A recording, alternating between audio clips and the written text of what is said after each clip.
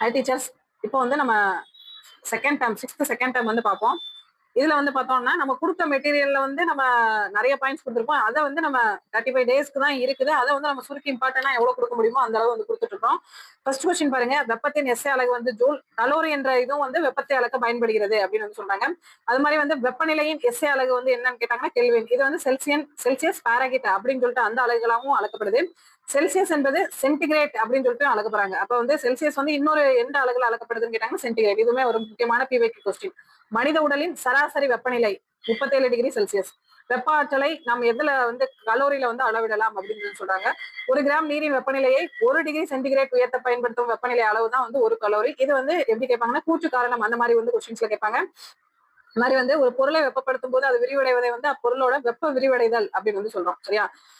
அதாவது ஒரு பொருளை வந்து ஹீட் பண்ணும்போது அந்த பொருள் வந்து விரிவடைந்தது அப்படின்னா அது வந்து வெப்ப விரிவடைதல். வெப்பத்தினால் பொருளின் நீளத்தில் ஏற்படும் அதிகரிப்பு வந்து நீள் விரிவு என்றும், பொருளின் பருமனில் ஏற்படும் அதிகரிப்பு வந்து பரும விரிவு அப்படின்னு சொல்லிட்டு அழைக்கப்படுகிறது. அது மாதிரி வந்து சமையலறை மற்றும் ஆய்வகங்களில் பயன்படுத்தும் கண்ணாடி பொருள் வந்து எந்த ஒரு இதை வச்சு பயன்படுத்துறாங்க அப்படின்னா போரோசிலிகேட். இது வந்து ரொம்ப ரொம்ப முக்கியமானது. இதை இன்னொரு பேர் வந்து பைரக்ஸ் கண்ணாடி அப்படின்னு வந்து சொல்றாங்க. சரியா? இது வந்து பிவைக்யூ டெட்டில் கேட்ட பிவைக்யூ கொஸ்டின். இது வந்து கண்ணாடிகளை வெப்பப்படுத்தும் போது மிக குறைவாகவே வந்து விரிவடைகிறது அப்படின்னு வந்து சொல்றாங்க. அந்த மாதிரி வந்து ஆப்பிரிக்காவில் உள்ள லிபியாவில் 1922 வந்து வருடத்தில் ஒரு நாள் காற்றின் வெப்பநிலையானது வந்து 59 டிகிரி செல்சியஸ். அதே மாதிரி அண்டார்டிக் கண்டத்தின் வெப்பநிலை தான் உலகிலேயே குறைந்த வெப்பநிலையாக கலப்பிடப்படுகிறது. வந்து தோராயமாக -89 டிகிரி செல்சியஸ். 0 டிகிரி செல்சியஸாலே நம்மளால தாங்க முடியாது குளிர். ஆனா -89 டிகிரி செல்சியஸ்னா நீங்க வந்து இமேஜின் கூட பண்ண முடியாத அளவுக்கு வந்து ரொம்ப ரொம்ப வந்து கஷ்டம். நெக்ஸ்ட் வந்து 2வது வந்து மின்னியல் அப்படின்னு வந்து சொல்றாங்க. தமிழகத்தின் முக்கியமான மின் நிலையங்கள். அனல் மின் நிலையம் வந்து எங்க இருக்கு அப்படின்னா கடலூர் மாவட்டத்தில் உள்ள நெய்வேலி, திருவள்ளூர் மாவட்டத்தில் உள்ள எண்ணூர். ரொம்ப ரொம்ப முக்கியமானது. இதெல்லாம் பிஓக்யூல கேட்கக்கூடிய கொஸ்டின். அதுக்கப்புறம் நீர்மின் நிலையங்கள், அதாவது நீர்ல இருந்து மின்சாரம் வந்து தயாரிப்பாங்க. சேலம் மாவட்டத்தில் உள்ள மேட்டூர், திருநெல்வேலி மாவட்டத்தில் உள்ள பாபநாசம். 3வது வந்து அணுமின் நிலையங்கள் வந்து எங்க இருக்கு அப்படின்னா காஞ்சிபுரம் மாவட்டத்தில் உள்ள கல்பாக்கம், திருநெல்வேலி மாவட்டத்தில் உள்ள கூடங்குளம். மாதிரி காற்றாலைகள் கன்னியாகுமரி மாவட்டத்தில் உள்ள ஆரல் வாய்மொழி, திருநெல்வேலி மாவட்டத்தில் உள்ள கயத்தாறு. மின் உற்பத்தி நிலையங்கள் வந்து டர்பைன் எனப்படும் மிகப்பெரிய சுழலிகள் சுழலும் போது இயக்க ஆற்றலா வந்து மின்னாற்றலா வந்து மாறுது. சரியா? இது ரொம்ப முக்கியமானது. எது வந்து மின்னாற்றல், எந்த சுழலிகள் அப்படின்னு கேட்டாங்கன்னா டர்பைன். மாதிரி மின்கலன்கள். மின்கலன் அப்படின்னா என்னன்னா நம்ம யூஸ் பண்றோம்ல அந்த பேட்டரி, அதைத்தான் நம்ம என்ன சொல்றோம்னா மின்கலன் அப்படின்னு வந்து சொல்றோம். இந்த மின்கலனோட வேலை வந்து என்ன அப்படின்னா வேதி ஆற்றலை வந்து மின் ஆற்றலாக மாற்றக்கூடிய ஒரு கருவி தான் வந்து என்னன்னா மின்கலன். இதை வந்து 2 டைப்பா வந்து பிரிக்கலாம். முதன்மை மின்கலன் அண்ட் துணை மின்கலன்கள் அப்படின்னு சொல்லிட்டு. முதன்மை மின்கலன்களுக்கு எக்ஸாம்பிள் வந்து பார்த்தோம் அப்படின்னா யூஸ் அண்ட் த்ரோ அப்படின்னு சொல்லலாம். ஒரே ஒரு டைம் தான் வந்து யூஸ் பண்ண முடியும், ரீயூஸ் வந்து பண்ண முடியாது. ஃபார் எக்ஸாம்பிள் வந்து நம்ம வால் கிளாக் போற பேட்டரி எல்லாம் வந்து ஒன்ஸ் யூஸ் பண்ணோம் அப்படின்னா அதுல உள்ள அந்த இது முடிஞ்சதுக்கு அப்புறம் நம்ம என்ன பண்ணுவோம், அதை வந்து நம்ம அந்த மின் ஆற்றல் வந்து முடிஞ்சதுக்கு அப்புறம் அதை தூக்கி போட்டு வேற புதுசா தான் வந்து போடும். அதை வந்து ரீயூஸ் பண்ண முடியாது. அதைத்தான் வந்து நம்ம என்ன சொல்லலாம் முதன்மை மின்கலன்கள். துணை மின்கலன்கள் அப்படிங்கிற போது அது வந்து நம்ம சார்ஜ் பண்ணி பண்ணி ரீயூஸ் வந்து பண்ணிக்கலாம். ஃபார் எக்ஸாம்பிள் வந்து கைபேசி, நம்ம மொபைல், அதுக்கப்புறம் வந்து லேப்டாப்ல வந்து சார்ஜ் வந்து முடிஞ்சது அப்படின்னா திரும்ப சார்ஜ் பண்ணி திரும்ப வந்து நம்ம ரீயூஸ் வந்து பண்ணிக்கலாம். அதைத்தான் நம்ம என்ன சொல்றோம்னா துணை மின்கலன்கள். தகவல் துளியில வந்து அந்த மின்சாரத்தை உருவாக்கக்கூடிய திறன் கொண்ட ஒரு வகை மீன் வந்து என்னன்னா ஈல் அப்படின்னு சொல்லுவோம். இது வந்து ப்ரீவியஸ் இயர் 10th கொஸ்டின்ல கேட்ட கொஸ்டின். அதே அம்மீட்டர் அப்படிங்கிறது வந்து என்ன அப்படின்னா ஒரு சுற்றில் பாயும் மின்னோட்டத்தின் அளவிடும் கருவிதான் வந்து அம்மீட்டர். இக்கருவியானது சுற்றில் தொடர் இணைப்பில் இயக்கப்பட வேண்டும். அதாவது இந்த அம்மீட்டர் வந்து எந்த இணைப்பில் இணைக்கப்படும் கேட்டாங்கன்னா தொடர் இணைப்பு. இந்த மாதிரி வந்து மின் விளக்குகளை வந்து கண்டறிந்தவர் வந்து யாருன்னா தாமஸ் ஆல்வா எடிசன். இது வந்து ஒரு அமெரிக்கன் சயின்டிஸ்ட். 3வது லெசன் வந்து நம்மை சுற்றி நிகழும் மாற்றங்கள். நிறைய மாற்றங்கள் நம்மளை சுற்றி நிகழும். அதை வந்து வேரியஸ் டைப்ஸ் இருக்கு. மெதுவான மாற்றங்கள் அப்படின்னா அந்த ப்ராசஸ் வந்து ஸ்லோவா நடக்கும். அதாவது விதை முளைத்தல், அதாவது நம்ம ஒரு விதையை போட்டோம் அப்படின்னா டக்குன்னு வந்து செடியாகி மரமாய் காய் காய்ச்சி பூ போட்டு காய் காய்ச்சி பழம் காய்க்கிறது. செடியை போட்டு அது வேர் விட்டு லைட்டா ஒரு துளி இளவணும், அப்புறம் 2 துளி இளவணும், அப்புறம் ஒரு சின்ன ஸ்டெம் உருவாகும். அந்த மாதிரி வந்து ஸ்லோ ப்ராசஸா நடக்கும். அதைத்தான் நம்ம என்ன சொல்லலாம் மெதுவான மாற்றங்களுக்கு எடுத்துக்காட்டு. அது மட்டும் இல்லாம பருவகால மாற்றங்களும் வந்து எதுல வரும், மெதுவான மாற்றங்கள். அதாவது நம்ம அந்த கேப் இடத்துல வின்டர், சம்மர், அதுக்கப்புறம் வந்துட்டு நிறைய சீசன்ஸ் எல்லாம் வருதுல, அது எல்லாமே வந்து பருவகால மாற்றங்கள். வேகமான மாற்றங்கள்னா டக்குன்னு அந்த ப்ராசஸ் வந்து செஞ்சு முடிக்கிறது. கண்ணாடி உடைகிறது, பட்டாசு வெடிக்கிறது, காகிதம் இது 10 விட்டுனே டப்புன்னு எரியுது, அதான் வந்து வேகமான மாற்றங்கள். அடுத்து வந்து மீள் மாற்றம் அப்படின்னா என்னன்னா அந்த மாற்றம் வந்து மறுபடியும் வந்து பழைய நிலைமைக்கு வந்து திரும்ப. அதைத்தான் நம்ம என்ன சொல்லலாம் மீள் மாற்றம். அதாவது தொட்டாசிரிங்கி வந்து தாவரம், அதாவது தொட்டாசிரிங்கி தாவரத்தை அந்த இலையை வந்து நம்ம தொட்டோம் அப்படின்னா சுருங்கிரும். திரும்ப நம்ம அந்த சைடு போயிட்டு அந்த சூரிய ஒளி பட்டோன்னே அகைன் வந்து அது பழைய நிலைமைக்கு வந்துடும். ஒரு ரப்பர் வளையம், ஒரு ரப்பர் பேண்டை வந்து பிடிச்சி இழுத்தோம் அப்படின்னா எவ்வளவு நிலத்துக்கு வேணாலும் நிற்கும். திரும்ப விட்டோம் அப்படின்னா பழைய நிலைமைக்கு வந்துடும். அது மாதிரி பனிக்கட்டி வந்து உருகுதல். திரும்ப அந்த உருகுன தண்ணியை வச்சு அகைன் வந்து பனிக்கட்டி வந்து உருவாக்கலாம். அது மாதிரி மீளா மாற்றம் அப்படின்னா அந்த மாற்றம் நிகழ்ந்ததுக்கு அப்புறம் பழைய நிலைமைக்கு திரும்பாது. பால் வந்து தயிராக்கலாம். சரியா? ஆனா தயிரை வந்து பாலாக்க முடியுமா? கண்டிப்பா முடியாது. அதெல்லாமே அவங்க என்னன்னா மீளா மாற்றம், உணவு செரித்தல். இது ஒரு வாட்டி கேட்டாங்க, உணவு செரித்தல் எவ்வகை மாற்றம் அப்படின்னு சொல்லிட்டு. ஒரு இயற்பியல் மாற்றங்கள். இயற்பியல் மாற்றம் என்பது ஒரு தற்காலிக மாற்றம். ஓகேவா? இது வந்து பனிக்கட்டி உருகுதல், உப்பு சர்க்கரை கரைசலாக்குதல், இது எல்லாமே வந்து என்னன்னா தற்காலிக மாற்றம், இயற்பியல் மாற்றங்கள். வேதியியல் மாற்றங்கள் வந்து பொருட்களின் வேதி பண்புகள் மாற்றங்கள் ஏற்பட்டால் அது வேதியியல் மாற்றம். இது வந்து ஒரு நிரந்தர மாற்றம் அப்படின்னு சொல்லலாம். இரும்பு துருப்பிடிக்கிறது, வெள்ளி ஆபரண கருத்து போறது, இது எல்லாமே வந்து வேதியியல் மாற்றங்கள். அடுத்து வந்து காற்று வந்து இந்த லெசன் வந்து ரொம்ப ரொம்ப முக்கியமானது. ரிப்பீட்டடா கேட்கிற கொஸ்டின். பூமியிலிருந்து 800 கிலோமீட்டர் தொலைவிற்கு மேல் பறந்து விரிந்துள்ள காற்று மண்டலமே வந்து வளிமண்டலம் அப்படின்னு வந்து சொல்றோம். இந்த வளிமண்டலத்தை வந்து 5 அடுக்குகளா பிரிக்கிறாங்க. இது வந்து நம்ம ஈஸியா ஞாபகம் வச்சுக்கலாம். TSMIE அப்படின்னு சொல்லிட்டு அந்த சாக்கெட் வந்து ஞாபகம் வச்சுக்கோங்க. TSMIE அதாவது stratosphere, mesosphere, ionosphere and exosphere. எக்ஸ்போஸ்பியர்னா அவுட், எக்ஸிட், வெளியில. ஓகேவா? இதுல நமக்கு என்ன மாதிரி கொஸ்டின் கேட்பாங்கன்னா, எந்த அடுக்குல என்ன மாதிரி வந்து விஷயம் வந்து நிகழுது அப்படிங்கிற மாதிரி கேட்பாங்க. ஃபர்ஸ்ட் வந்து அடிவளி மண்டலம், இதைத்தான் ஸ்ட்ரெட்டோஸ்பியர் அப்படின்னு வந்து சொல்றோம். இது வந்து பூமியிலிருந்து எத்தனை கிலோமீட்டர் தூரத்துல இருக்குன்னா 16 கிலோமீட்டர் தூரம் தான் இருக்குது. இந்த அடுக்குலதான் வந்து மேகங்கள் உருவாகின்றன. அது மட்டும் இல்லாம வந்து வானூர்திகள் பறக்கிறது வந்து இந்த அடிவெளி மண்டலம் தான். அடுக்கு வெளி மண்டலத்துல வந்து என்ன நடக்குது அப்படின்னு சொல்லிட்டு பார்த்தோம்னா, இங்கதான் வந்து ஓசோன் படலம் வந்து இருக்குது. சரியா? சூரியனிலிருந்து வரக்கூடிய புற ஊதா கதிர்களை வந்து நம்ம மேல படவிடாம தடுக்கிறதுக்கான ஒரு கவசம் மாதிரி நம்மளை பாதுகாக்கிறது வந்து இந்த ஓசோன் படலம். அது வந்து எங்க இருக்கு அப்படின்னா ஸ்ட்ரெட்டோஸ்பியர் அப்படின்னு வந்து சொல்றோம். சரியா? அது வந்து அடுக்கு வெளி மண்டலம். அதுக்கப்புறம் வந்துட்டு 1777 ஜோசப் பிரிஸ்லி காற்றை பத்தி ஒரு விஷயம் சொல்றாரு. காற்று என்பது ஒரு அடிப்படை பொருள் அல்ல, ஆனால் அது பல வாய்க்கள் நிறைய கலவை அப்படின்னு சொல்லிட்டு ஒரு சோதனை மூலம் வந்து நிரூபிக்கிறாரு. அது வந்து அவர் நிறமற்ற அதிக வினைத்திறன் கொண்ட வாயுவினை வந்து கண்டறிகிறாரு. அதுதான் பின்னால வந்து என்ன ஆகுதுன்னா ஆக்சிஜன் என பெயரிடப்பட்டது. அதுக்கப்புறம் வந்து ஜான் இன்சன் ஹவுஸ் என்பவர் வந்து தாவரங்கள் வந்து ஒளி சேர்க்கை நிகழ்த்துவதற்கு வந்து சூரிய ஒளி வந்து தேவைப்படுகிறது அப்படின்னு சொல்லிட்டு நிரூபித்தவர் வந்து யாரு அப்படின்னா ஜான் இன்சன் ஹவுஸ். மாதிரி டேனியல் ரூதர்ஃபோர்ட் அப்படிங்கிற ஒரு ஸ்காட்லாந்து சேர்ந்த ஒரு வேதியியலாளர் வந்து நைட்ரஜனை வந்து கண்டறிந்தார். அதுக்கு வந்து நைட்ரஜன் எனவும் பெயரும் வந்து சுற்றாரு. ரைட்டா? அந்த காற்றில் வந்து நைட்ரஜன் எத்தனை பர்சன்டேஜ் இருக்கு? இது வந்து ஒரு ப்ரீவியஸ்ல கேட்டாங்க. என்ன கேட்டாங்கன்னா, காற்றில் கார்பன் டை ஆக்சைடோட பர்சன்டேஜ் வந்து எவ்வளவு அப்படிங்கிற மாதிரி கொஸ்டின் கேட்டாங்க.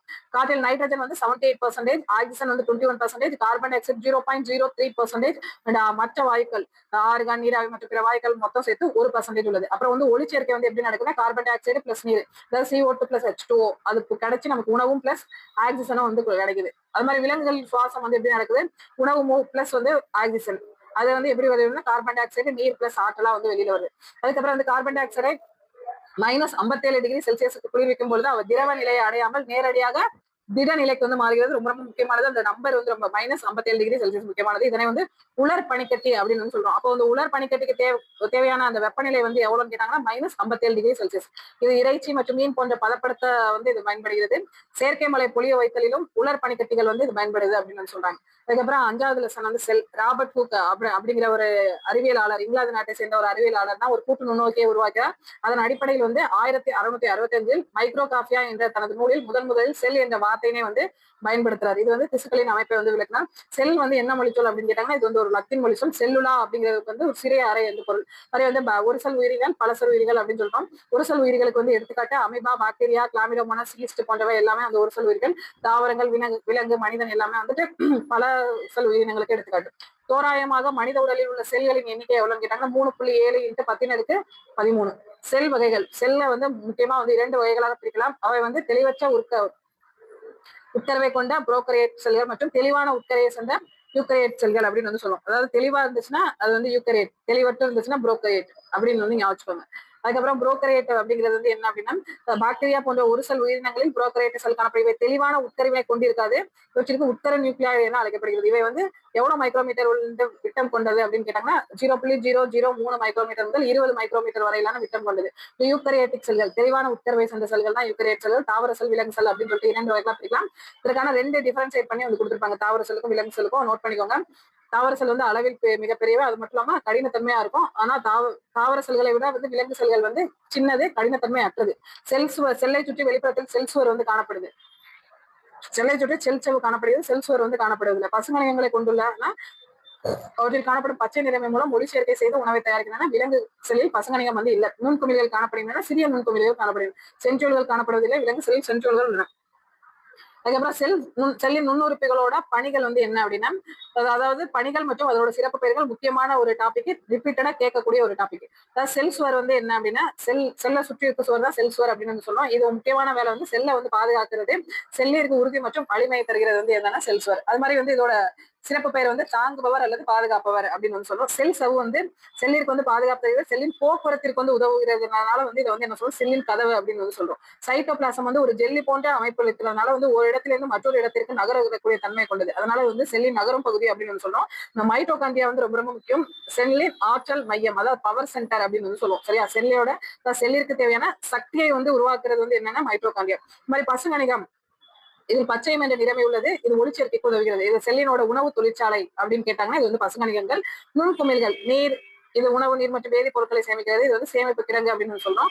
உட்கரு, செல்லின் கட்டுப்பாட்டு மையத்தை தான் வந்து உட்கரு அப்படின்னு வந்து சொல்றோம். கட்டுப்பாட்டு மையம்னா என்னன்னா அதோட கண்ட்ரோல் சென்டர் அப்படின்னு வந்து சொல்றோம். செல்லின் மூளையாக செயல்படுகிறது. செல்லின் அனைத்து செயல்களையும் ஒருங்கிணைத்து கட்டுப்படுத்துகிறது. உட்கரு உரை, நியூக்ளியஸ் உரை, நியூக்ளியரை சுற்றி அதை பாதுகாக்கிறது. நியூக்ளியஸ் உள்ளேயும் வெளியேயும் பொருட்களை வந்து அனுப்புது. உட்கரு கதவு அப்படின்னு வந்து சொல்றோம். மாதிரி மனித உறுப்பு மண்டலங்கள், இது வந்து 8 பிரதான உறுப்பு மண்டலங்கள் இருக்கு அப்படின்னு சொன்னா ஃபர்ஸ்ட் நம்ம பார்க்கக்கூடியது வந்து எலும்பு மண்டலம். அதாவது 6ஆம் வகுப்புக்கு வந்து மாணவர்களுக்கு என்ன தேவையோ அது மட்டும் தான் வந்து கொடுத்திருப்பாங்க. கொஞ்சம் வந்து பேசிக்கா தான் இருக்கும். நம்ம 7ஆம் வகுப்பு, 8ஆம் வகுப்பு, 9, 10 அப்படின்னு சொல்லிட்டு பார்க்கும்போது அதுக்கு தகுந்த மாதிரி ஸ்டஃப்னஸ் வந்து இருக்கும். அப்ப வந்து நம்ம பேசிக்கா இருக்குன்னு சொல்லிட்டு பார்க்கக்கூடாது. அந்த பேசிக்கால இருக்கிறதுக்கு நம்ம நிறைய தப்பு விடுறோம். அதனால வந்து இந்த பேசிக்கா இருக்கிறத பார்த்துட்டு அதுக்கப்புறம் நம்ம அடுத்த ஸ்டாண்டர்ட்ல பார்க்கும்போது இன்னும் கொஞ்சம் பிரீஃபா வந்து பார்ப்போம். ஃபர்ஸ்ட் வந்து எலும்பு மண்டலம் அப்படிங்கிறது வந்து எலும்புகள், குருத்தெலும்புகள் மற்றும் மூட்டு, அந்த 3 விஷயங்களால் ஆக்கப்பட்டது. மனிதன் வந்து எத்தனை எலும்புகளை கொண்டுள்ளது? எலும்பு மண்டலம் 206. இதை வந்து 2 பிரிவுகளா வந்து பிரிக்கலாம், அச்சு சட்டகம் மற்றும் இணையுறுப்பு சட்டகம். அந்த அச்சு சட்டகத்துல வந்து என்னென்னலாம் இருக்கு அப்படின்னா நம்ம உடம்புக்கு சேப் கொடுக்கறதா வந்து என்னன்னா அச்சு சட்டகம். அதாவது மண்டையோட முதுகெலும்பு தொடர், விலா எலும்பு தொடர், விலா எலும்பு கூடு, இதெல்லாமே அச்சு சட்டகம். இணையுறுப்பு சட்டகம் அப்படின்னா என்னன்னா மார்பு வளையங்கள், இடுப்பு வளையங்கள், கை கால் எலும்புகள் ஆகியவற்றை வந்து உள்ளடக்கியதான் இணையப்பு சட்டகம். விலா எலும்பு கூட வந்து எத்தனை இணைகளை வந்து கொண்டது? இது வந்து ப்ரீவியஸ் கொஸ்டின். அதாவது இணைகள் அப்படின்னு கேட்டாங்கன்னா 12, எத்தனை எலும்புகளை கொண்டது அப்படின்னு கேட்டாங்கன்னா 24. இதை வந்து நோட் பண்ணிக்கோங்க. நிறைய பேர் இந்த கொஸ்டின்ல வந்து தப்பு விட்டாங்க, அதனால நான் மறுபடியும் நான் சொல்றேன்.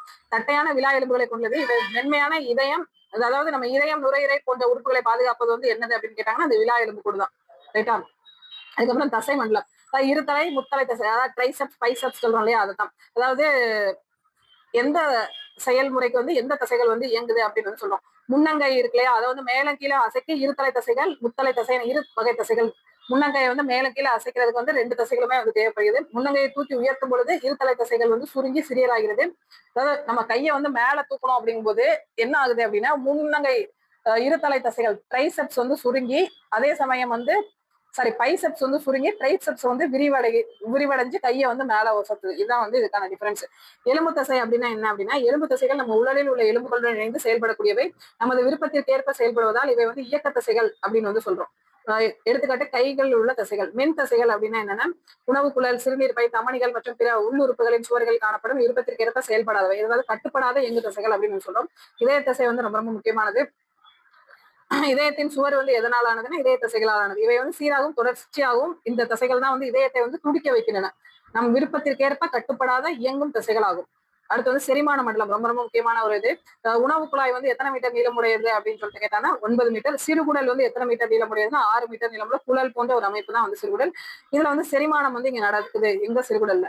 உமிழ்நீரில் சாற்றினை சுரைக்கக்கூடிய வந்து அமைலேஸ் நொதியும் பாக்டீரியங்களை கொஞ்சி கரைக்கக்கூடிய காரணிகளும் வந்து இதுலதான் இருக்குது. இறப்பை வந்து என்னன்னா நம்ம சாப்பிடுற உணவை வந்து சேமித்து வைக்கும் பகுதி வந்து இறப்பை தான். செரிமானம் நடைபெறும் இடமையாகவும் இறப்பை நொதியானது கோலை நொதிகள் மற்றும் ஹைட்ரோகுளோரிக் அமிலம் ஆகியவற்றை வந்து கொண்டுள்ளது. அந்த ஹைட்ரோகுளோரிக் இருக்கிறதுனால நம்ம சாப்பிடக்கூடிய சாப்பாடு வந்து செரிக்குது. அடுத்து வந்து சுவாச மண்டலம், அதாவது குரல் வலை மூடி எபிக்லாட்டிஸ் என்ற அமைப்பு சுவாச பாதைக்குள் உணவு செல்வதை தடுக்கிறது. மூச்சுக்குழல் மார்பு அறையினுள் நுழைந்தவுடன் மூச்சு குழாய் கிளைக்குழலாக பிரிந்து முடிவு காற்று ஆல்வியோலகள் அப்படின்னு வந்து சொல்றோம். நுரையீரலை சுற்றி இரு அடுக்குகளை கொண்ட ஒரு பாதுகாப்பு படலமாக காணப்படுகிறது. இருக்கு ஃப்ளூரா. இந்த ஃப்ளூரா வந்து கேட்காத டெட் கொஸ்டினே கிடையாது, ரொம்ப ரொம்ப முக்கியமான கொஸ்டின், நோட் பண்ணிக்கோங்க. அதாவது ஃப்ளூரா அப்படிங்கிறது வந்து என்னன்னா நுரையீரலை சுற்றி இரு அடுக்குகளை கொண்ட ஒரு பாதுகாப்பான படலம்.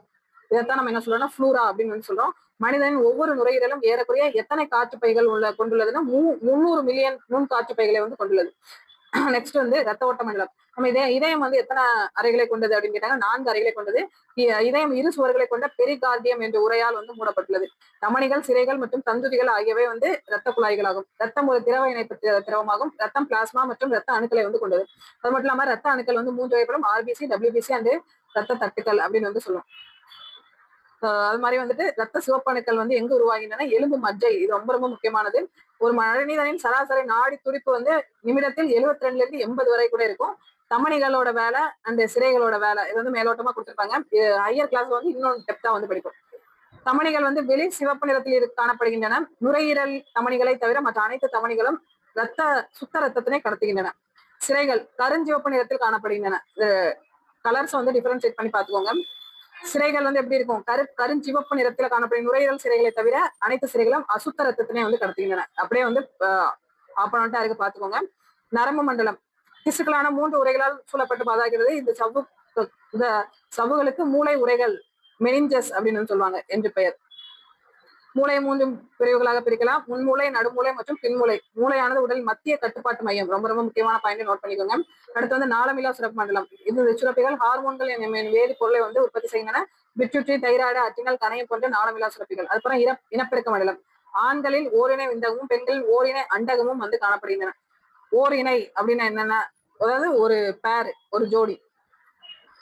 அடுத்த தகவல் துளியில பார்ப்போம். சிறுநீரகங்கள் அவரை விதை வடிவத்தில் அரை வயிற்று குழியில் அமைந்துள்ளன. நெஃப்ரான்கள் சிறுநீரகத்தின் செயல் அடிப்படை, அதாவது சிறுநீரகத்தின் அடிப்படை அலகுகள் என்ன அப்படின்னு கேட்டாங்கன்னா நெஃப்ரான்கள் முக்கியமானது.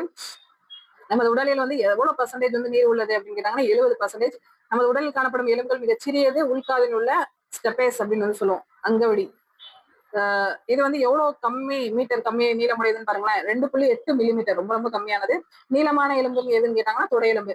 குழந்தைகள் பிறக்கும் பொழுது 300க்கும் அதிகமான எலும்புகளுடன் பிறக்கிறதுனா முதிர்ச்சியடைந்த மனிதன் எலும்பு கூட்டு 200, அதாவது 300க்கு மேற்பட்ட சின்ன சின்ன எலும்புகள் இருக்கும். அது வளர வளர கூடி வந்து 206 எலும்புகளா வந்து உருவாகிடும். தோல் சூரிய ஒளியை பயன்படுத்தி உடலுக்கு தேவையான விட்டமின் டி உற்பத்தி செய்கிறது.